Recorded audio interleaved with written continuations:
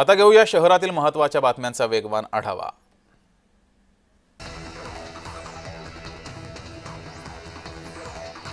भाजपाचा उत्तर नागपूरमधील वॉर्ड अध्यक्ष सचिन साहू यांनी भर दिवसा धारदार शस्त्रांना हत्या त्यांची करण्यात आली आहे। या प्रकरणानंतर परिसरातील नागरिक आणि काही भाजपा कार्यकर्त्यांनी रस्त्यावर उतरत जोरदार घोषणाबाजी केली आहे।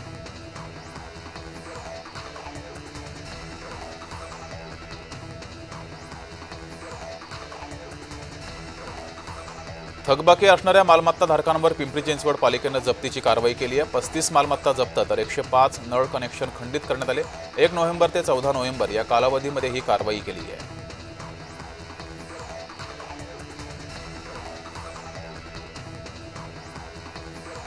राष्ट्रसंत तुकडोजी महाराज नागपूर विद्यापीठात परीक्षा विभागाचा गोंधळ हा समोर आलाय।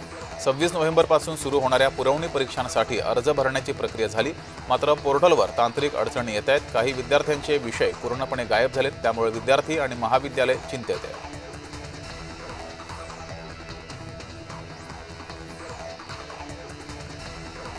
दिल्ली स्फोट प्रकरणामध्ये नवी माहिती समोर आली आहे। स्फोट ठिकाणी 2 जिवंत काडतुसे मिळाली आहेत। ती 9 mm ची जिवंत काडतुसे आहेत।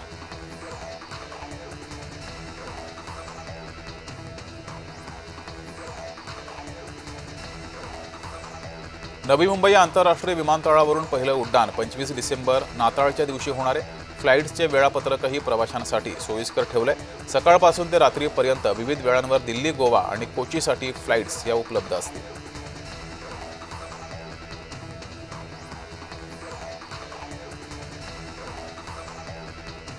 जे रुग्णालयानं वाढत्या कॅन्सर रुग्णांवर उपचारासह संशोधन करण्यासाठी इमारतीच्या शेजारी असणारी 11 एकर जागेची मागणी केली। त्या संदर्भात 4 वर्ष अनेकदा वैद्यकीय शिक्षण विभागाशी पत्रव्यवहार करूनही ती जागा मिळाली नाही।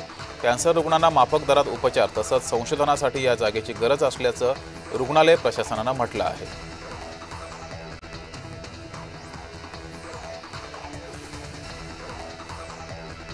आजपासून 3 दिवस कडाक्याची थंडी पडणार आहे। नाशिकमध्ये प्रचंड थंडी पडण्याची शक्यता असून जळगाव, धुळे, नंदुरबारमध्ये सुद्धा थंडी वाढणार आहे, तर ग्रामीण भागात थंडीचा जोर हा आधीच वाढलाय।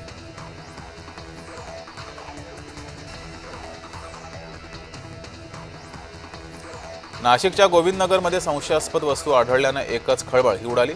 थर्माकोलच्या बॉक्समध्ये बॅटरीचं इलेक्ट्रिक बटन आढळलं।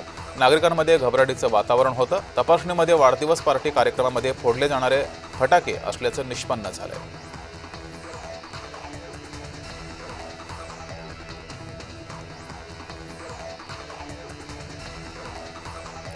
नवी मुंबईमध्ये खासगी कंपनीमध्ये काम करणाऱ्या एका परप्रांतीय इस्माला मनसेनं चोप दिलाय।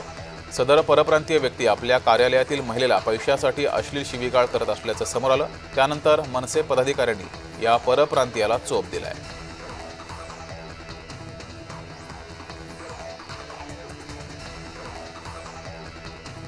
नागपुरामध्ये काटोल मार्गावरील फेस्ट्री येथे पहाटे गोवंश घेऊन जाणाऱ्या ट्रकला आग लागली। आगीमध्ये 20 पेक्षा जास्त गोवंशांचा मृत्यू झाला असून ट्रक चालक ट्रक सोडून फरार झाला, तर कळमेश्वर भागाकडून आलेला हा ट्रक पुढे मध्य प्रदेशकडे कत्तल खाण्यासाठी जात असल्याचा गावकऱ्यांना संशय आहे।